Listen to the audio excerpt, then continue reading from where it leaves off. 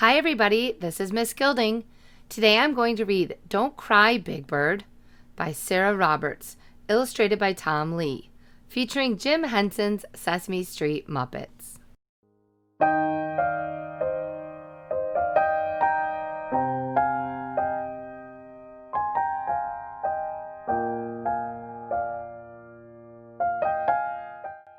Big Bird liked to play with his friends, but playing with them was hard for Big Bird because their jump ropes were too short.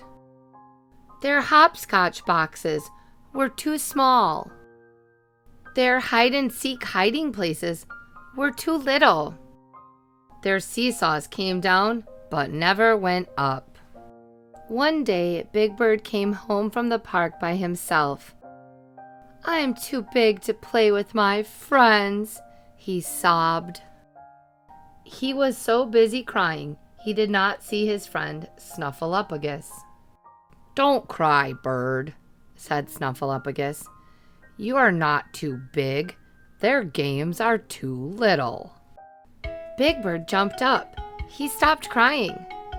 "Do you really think so, Mr. Snuffleupagus?"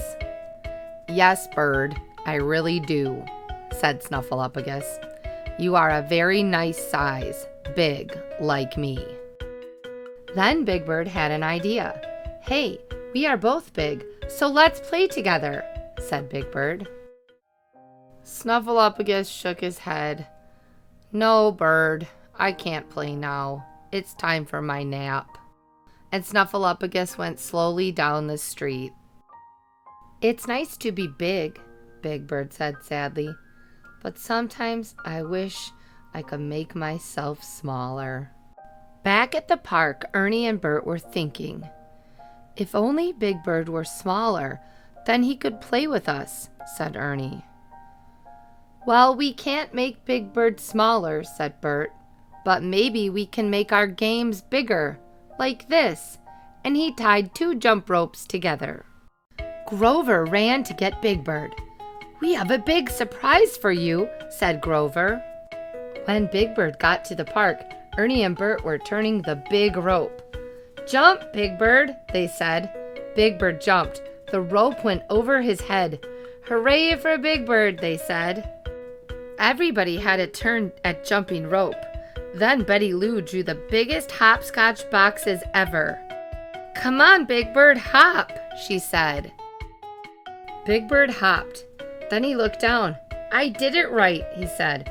"I did not step on the lines. Hooray for me." Big Bird was really happy until he remembered something. "I'm still too big for hide and seek," he said. Then suddenly he smiled. "Hey everybody," he shouted. "I do not have to hide. I can be it. I can look for you." Everybody played hide and seek, and Big Bird was it. Then they played on the seesaw. Big Bird sat on one end. All his friends sat on the other. The seesaw went up and down. "What can we do now?" asked Harry. "Let's fly my new kite," said Betty Lou. She held the string and ran and ran and ran. The kite began to fly. It flew higher and higher until it hit the top of a tree. Bump! The kite fell down and stuck in the tree. "Oh no," cried Betty Lou. "I'll never get my kite back now." Big Bird ran to Betty Lou. "Don't cry," he said. "I think I can help." Big Bird stood on his tiptoes. He reached high up and pulled down the kite. "Here, Betty Lou," said Big Bird. "Your kite is as good as new." "Hooray for Big Bird!" Everyone cheered. Big Bird was very happy. "Now let's play my favorite game," he said. "What game is that?" everyone asked. Big Bird smiled. "Giant steps." Please remember to have your parents subscribe so you never miss a new story. And as always, I miss you, I love you, and I'll speak to you soon.